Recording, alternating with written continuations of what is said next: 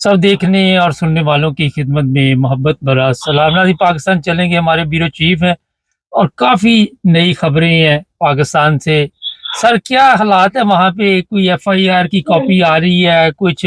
धमकियां दी जा रही हैं? बताइए हमारे देखने वालों को। जी बिल्कुल। भावन नगर जो है इस वक्त बहुत ज्यादा जो है वो आगे आगे बढ़ चुका है और भावन नगर के अंदर जो मामला है वो बेतहा शिद्दत इख्तियार कर चुके हैं। तो भावन नगर के अंदर से जो हमें रिपोर्ट्स मिली है, वहाँ पर एक गांव है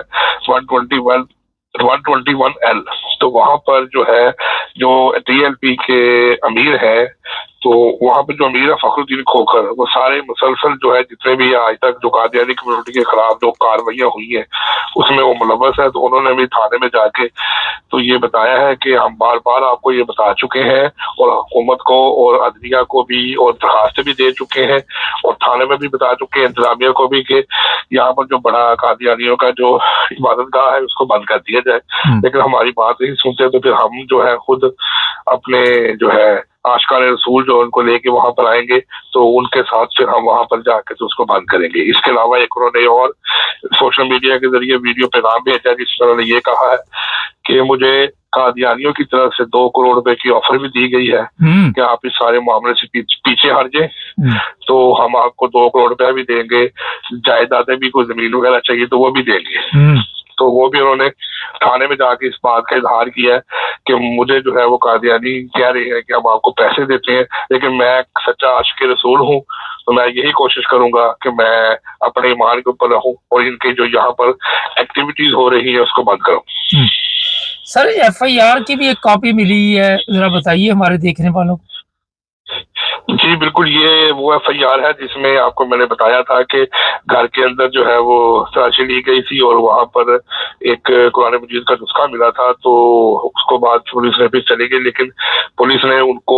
उसमें से 2 अफराद में से एक अफराद को तो छोड़ दिया था और एक अफराद के ऊपर एफआईआर दी थी और जो उन्होंने वाकया बयान किया है वो बिल्कुल बदल के वाकया बयान कर दिया है। और वो एफआईआर जो है 295A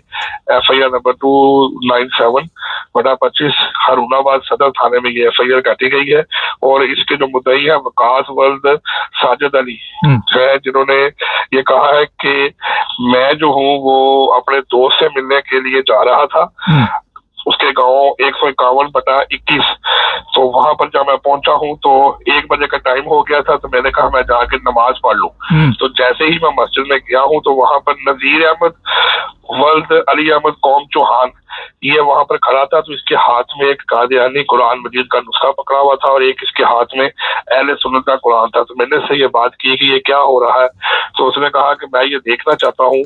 कि कादियानियों के कुरान मजीद में और हमारे कुरान मजीद में क्या फर्क है। तो हमने जब उससे पूछा कि तुम ये कुरान मजीद कहाँ से लेकर आए हो, तो उसने कहा कि मुझे कोई नामालूम शख्स दे के गया है। तो उसने ये बताया कि नामालूम शख्स ने दिया है। तो उसके बावजूद ये सारा वाकया जो लिखा है कि नामालूम शख्स के का तो पता ही नहीं है कि किसका नामालूम है, किसके नाम है, किसने ये सारा कुछ किया है। तो इसके बावजूद जो है गलती ये की गई है कि एफआईआर में ये लिखा गया है कि जी ये कादियानी नुस्खा जो है अहले सुन्नत की मस्जिद में आया है और इसकी वजह से हमारी गुस्ताखी हुई है, लिहाजा इस बंदे के खिलाफ और नामलूम बंदे के खिलाफ 295A का मुकदमा दर्ज किया जाए। तो ये एफआईआर का मतन है जिसमें उसने ये जिक्र किया है। उसके बाद उन्होंने थाने के बाहर जाकर जुलूस निकाला है और जुलूस में उन्होंने इस बात का इंदिया दिया है कि यहाँ पर एक शख्स है खालिद जो कि जबुआ से कादियानियों के कुरान मजीद ला के हमारी मसाजिद में रखता है और हमने अब ये सब लोगों को ये तहैया किया है कि हर बंदा अपने अपने मोहल्ले की और गांव की मस्जिद में जाके देखे कि किस किस की मस्जिद में जो कादियानियों का कुरान मजीद है। अगर किसी के पास पड़ा हुआ है तो फौरी तौर के ऊपर जो उसको निकाल कर बाहर पुलिस को जमा करवाए, क्योंकि हमारी तलाश के मुताबिक कादियानियों ने जितने भी करीब के गाँव है सब गाँव की मसाजिद में अपने अपने कुरान मजीद रख दिए हुए हैं। ये सारा पतन था जिसकी तफसील मैंने आपको बताई। अच्छा, ये बताइए इसके अलावा भी कुछ चीजें सामने आई हैं तो बता दें हमारे देखने वालों को। जी, इसके अलावा भी ये था कि चीचा वतनी के इलाके में भी जो है वो टीएलपी के जो वर्कर्स हैं उन्होंने 2-3 गांवों के अंदर जाके नारेबाजी की है। تو وہاں پر جا کے کوشش کی ہے کہ وہاں پر جو قادیانی کمیونٹی کے گھر ہیں یا جو ان کی جو مساجد ہیں جہاں پر عبادت کرتے ہیں ان کو روکا جائے، اس کو بند کیا جائے۔ بعض جگہوں کے اوپر آ کے ان کو مزاحمت کا بھی سامنا کرنا پڑا ہے۔ تو یہ ہے کہ یہ جو ہمارا جنوبی پنجاب کا علاقہ ہے، جیسے بھاور نگر ہو گیا، شاہی وال کا علاقہ ہو گیا، اس سائڈ کے اوپر جو ہے پچھلے کافی عرصہ سے تقریباً پورے رمضان سے ہی جو ہے بار بار جو ہے سوشل میڈیا کے اوپر اس طرح کی کمپینز آ رہی ہیں کہ یہاں پر جو قادیانی عبادت گاہیں ہیں وہ بڑا فعال کام کر رہی ہیں اور شاعر اسلام کی خلاف ورزی کر رہی ہیں، لہٰذا ان کو فی الفور روکا جائے۔ تو جو لوگ ہیں وہ مختلف ٹولیوں کی شکل میں جو ہے پیس کی شکل میں، جیسے کہ ایک یونین کونسل ہوتی ہے اور ایک صوبائی اسمبلی کا علاقہ اور حلقہ ہوتا ہے، اس سطح کے اوپر یہ کام کر رہے ہیں اور کوشش کر رہے ہیں کہ کسی جگہ کے اوپر جہاں پر قادیانی عبادت گاہ بنی ہوئی ہے یا ان کا کوئی سینٹر ہے تو اس کو حکومت کو پریشر دے کر یا ان کو خود پریشر کے ذریعے بند کیا جائے یا رکوایا جائے۔ تو سوشل میڈیا کے اوپر اس کے بارے میں مسلسل جو ہے وہ دھمکی میں تھریٹس بھی جاری کی جا رہی ہیں اور ویڈیو بھی جاری کی جا رہی ہے۔ سر بہت شکریہ آپ کا۔ یہ تھے جی ہمارے بیورو چیف پاکستان سے۔ اچھا اب میں آپ کو ایک چیز بتا دوں، یہ جو 2 کروڑ والی بات ہے ماننے میں نہیں آتی عام بندے کے بھی، کیونکہ جہاں تک میری ریسرچ ہے ایسے واقعات صرف پراپوگنڈا کرنے کے لیے کیے جاتے ہیں،